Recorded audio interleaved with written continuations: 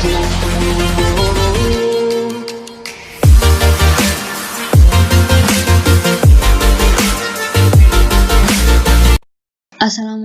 warahmatullahi wabarakatuh. Selamat pagi dan salam sejahtera bagi kita semua. Sebelumnya, perkenalkan nama saya Mirza Siva Almira. Saya merupakan anggota dari kelompok 8, mata kuliah Biologi Sel dan Molekuler.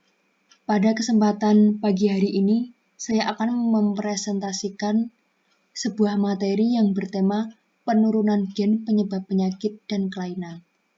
Sebelumnya saya akan memperkenalkan anggota dari kelompok 8 yang pertama yaitu Atikah Nurholisyah, Muhammad Lutfi Nur Sulistyo, Monika Cahyani, Muhammad Arvin Priyantoro, dan Muhammad Haris. Langsung saja, apa itu kelainan genetik? Kelainan genetik merupakan suatu kondisi di mana terjadi perubahan sifat dan komponen di dalam gen sehingga menimbulkan penyakit. Kondisi ini dapat disebabkan oleh mutasi baru pada DNA atau kelainan pada gen yang diwarisi oleh orang tua. Selanjutnya, kelainan genetik dapat menimbulkan beragam kondisi mulai dari cacat atau kelainan fisik.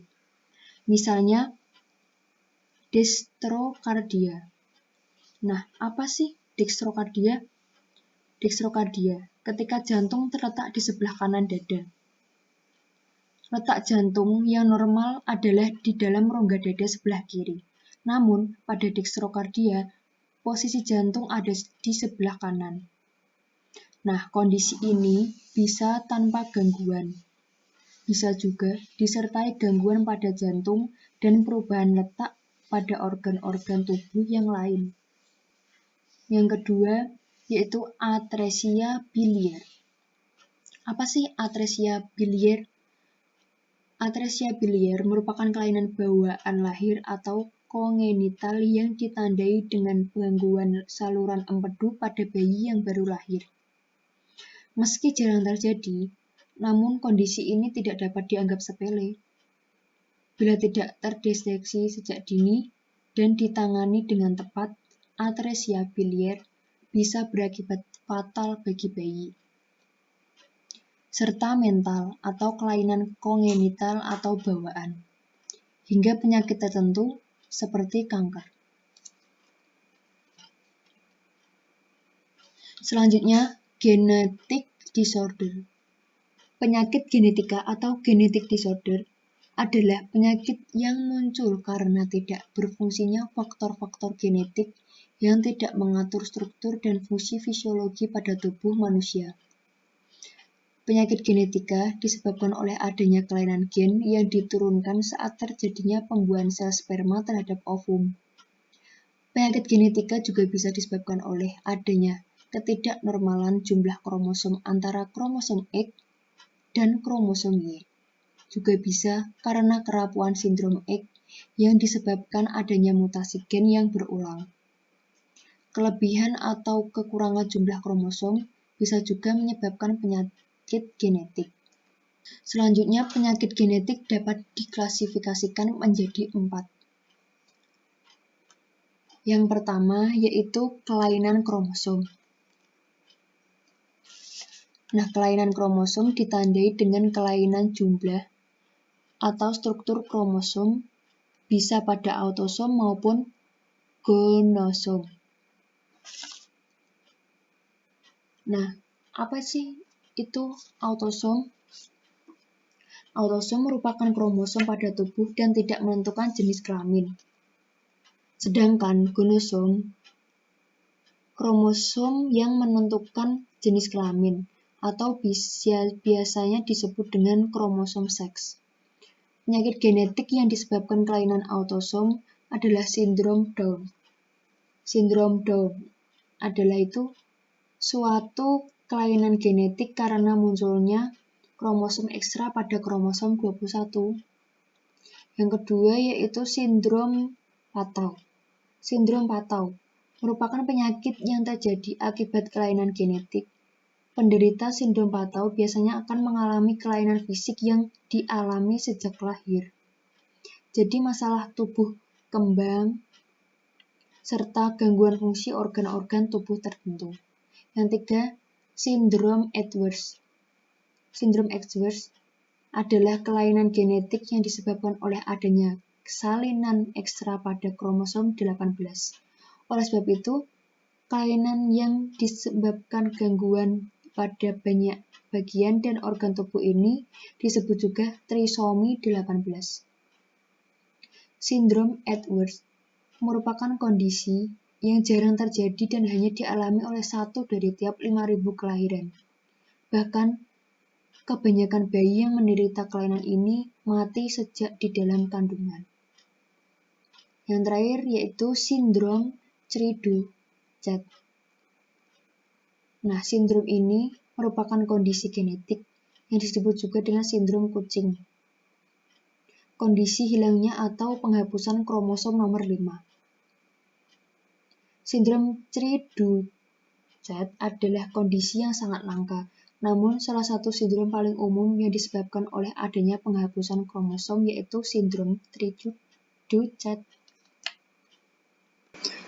Nah, selanjutnya yaitu penyakit genetik yang disebabkan kelainan gonosom atau kromosom seks. Contohnya yaitu yang pertama kelainan buta warna atau dapat juga disebut tidak dapat mengenali warna-warna tertentu. Ini ada contoh gambar orang yang memiliki kelainan buta warna. Gambar yang di sebelah kiri itu penglihatan orang normal, dan yang di sebelah kanan itu penglihatan orang yang memiliki kelainan buta warna. Jadi, kalau misalnya ada warna yang bercampur, si orang buta warna ini tidak bisa membedakan warna dari masing-masing benda. Jadi, kelihatannya itu warnanya sama semuanya gitu loh. Nah, yang kedua yaitu hemofilia, atau biasa disebut dengan darah yang sulit membeku. Darah yang sulit membeku ini dikarenakan oleh kekurangannya protein. Seperti pada contoh gambar ini. Yang di sebelah kiri, yaitu yang penderita kelainan hemofilia. Yang di sebelah kanan, orang normal. Bisa dilihat perbedaannya. Orang yang memiliki hemofilia, jadi ketika luka, dia akan terbuka gini aja, nggak ada tutupnya gitu. Sedangkan orang normal itu pembekuannya, darahnya bisa terjadi. Kalau orang normal, ya ketika luka, sekeping darah ini akan menutup aliran darah keluar. Sedangkan hemofilia tidak. Nah, selanjutnya yang kedua yaitu single gene.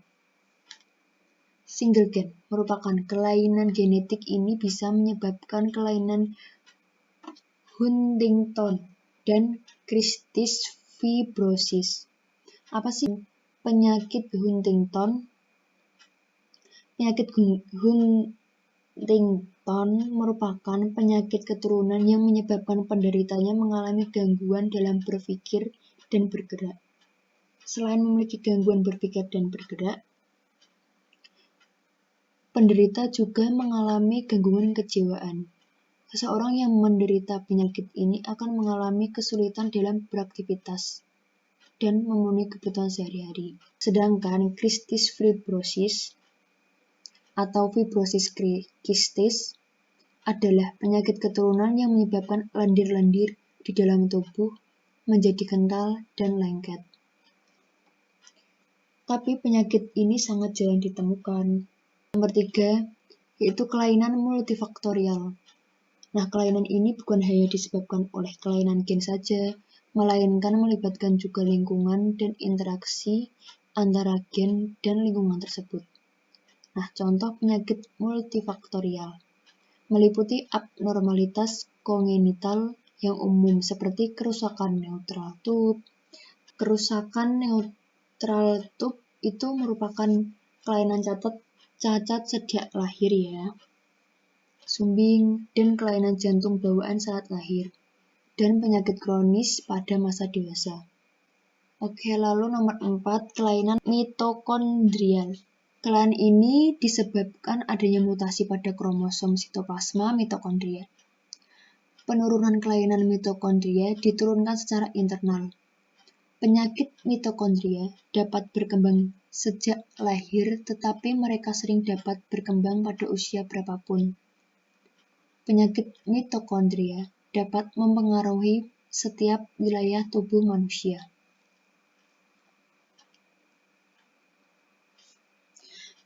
Oke, selanjutnya pola penurunan gen. Prediksi kemungkinan penurunan suatu gen dapat dilakukan dengan melihat diagram silsilah yang memperlihatkan hubungan genetik antar generasi. Diagram silsilah dapat membantu mengidentifikasikan apakah gen tersebut dibawa dalam kromosom seks atau autosom.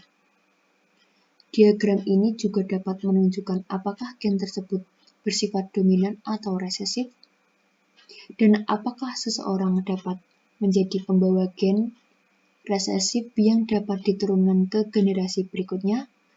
Oke, langsung saja kita akan membahas tentang diagram silsilah.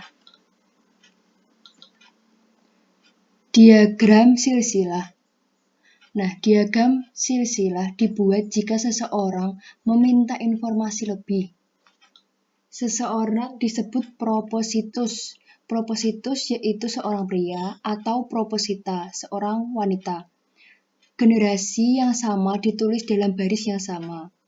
Anak pertama lahir ditulis di paling kiri.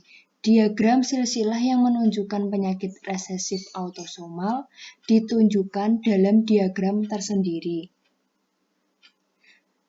Nah, ini merupakan contoh dari diagram silsilah. Nah, selanjutnya ciri-ciri penyakit keturunan. Yang pertama yaitu pada umumnya tidak dapat disembuhkan.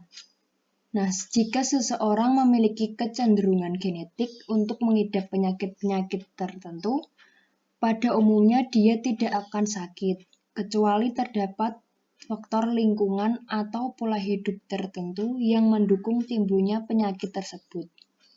Yang kedua yaitu dikendalikan oleh gen, sehingga penyakit keturunan tidak akan menular. Yang ketiga, biasanya akan muncul dalam keadaan homozigot resesif. Yang terakhir yaitu individu dalam keadaan heterozigot pada umumnya tidak mengalami kelainan tetapi bersifat karir. Ragam kelainan genetik. Yang pertama yaitu buta warna. Seperti yang sudah saya jelaskan di slide sebelumnya, buta warna yaitu kelainan yang tidak dapat mengenali warna-warna tertentu.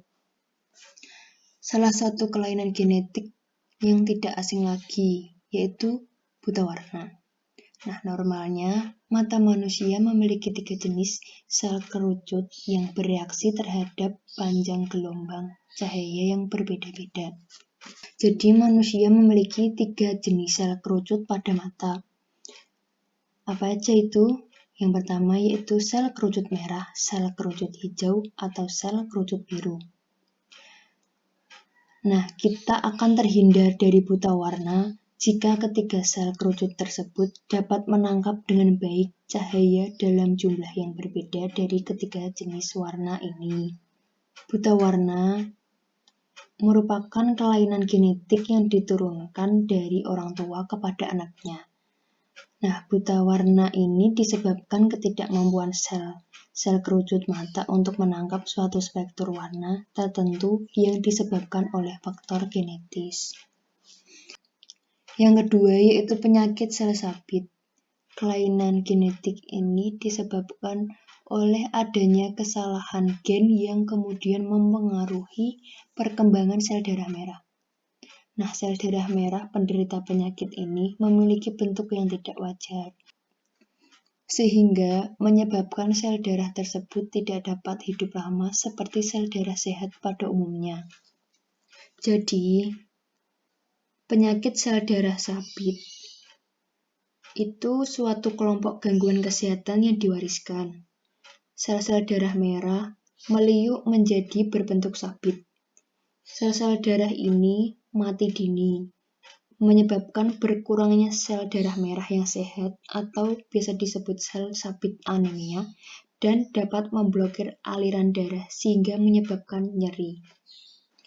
Menurut peneliti, kurang dari 150.000 kasus per tahun yang ada di Indonesia menderita penyakit sel sabit. Yang ketiga yaitu hemofilia. Seperti yang sudah saya jelaskan juga di slide sebelumnya, hemofilia merupakan kelompok kelainan pada darah yang terjadi secara turun-temurun. Kelainan genetik ini terjadi karena adanya kesalahan pada salah satu gen pada kromosom X yang menentukan bagaimana tubuh membuat faktor pembekuan darah. Nah, kondisi ini menyebabkan darah tidak dapat membeku secara normal, sehingga ketika penderitanya mengalami cedera atau luka, perdarahan yang terjadi akan lebih lama. Yang keempat, sindrom Klinefelter. Sindrom Klinefelter merupakan kelainan genetik yang terjadi hanya pada laki-laki. Penderita sindrom Klinefelter memiliki gejala berupa bentuk penis dan testis yang kecil. Rambut hanya tumbuh sedikit di tubuh, memiliki payudara yang besar, tinggi badan, dan berbentuk kurang proporsional. Jadi, suatu kondisi genetik ketika laki-laki lahir dengan salinan kromosom X tambahan sindrom Klinefelter tidak diwariskan, melainkan hanya terjadi akibat dari kesalahan genetik acak setelah pembuahan. Yang kelima yaitu sindrom Down. Seperti yang sudah saya jelaskan juga pada slide sebelumnya, sindrom Down terjadi karena adanya materi genetik yang berlebih pada anak, sehingga menyebabkan perkembangan anak secara fisik dan mental terhambat. Normalnya, seseorang mendapatkan 23 kromosom dari ayah dan 23 kromosom dari ibu. Jadi total 46 kromosom. Pada sindrom Down, terjadi kelainan genetik di mana jumlah kromosom 21 bertambah, sehingga total kromosom yang didapat oleh anak yaitu 47 kromosom. Yang keenam yaitu diabetes. Nah, diabetes merupakan keadaan ketika terdapat kelainan pada metabolisme tubuh yang ditentukan berdasarkan tingkat kandungan gula yang tinggi pada tubuh. Penyakit diabetes terbagi menjadi dua tipe, yaitu tipe 1 dan tipe 2. Diabetes tipe 1 disebabkan oleh kondisi autoimunitas yang merusak antibodi. Kondisi tidak normal pada sistem kekebalan tubuh mengidap diabetes tipe 1 tersebut dipercaya merupakan penyakit yang disebabkan oleh faktor genetik. Sedangkan diabetes tipe 2 merupakan suatu kondisi kronis yang mempengaruhi cara tubuh memproses gula darah atau sering disebut dengan glukosa. Pada diabetes tipe 2, tubuh tidak memproduksi cukup insulin atau bahkan menolak insulin. Sekian dan terima kasih presentasi dari kelompok 8. Saya Mirza Siva Almira, minta maaf jika ada salah kata maupun perbuatan, dan jika ada pertanyaan silahkan ditanyakan. Wassalamualaikum warahmatullahi wabarakatuh.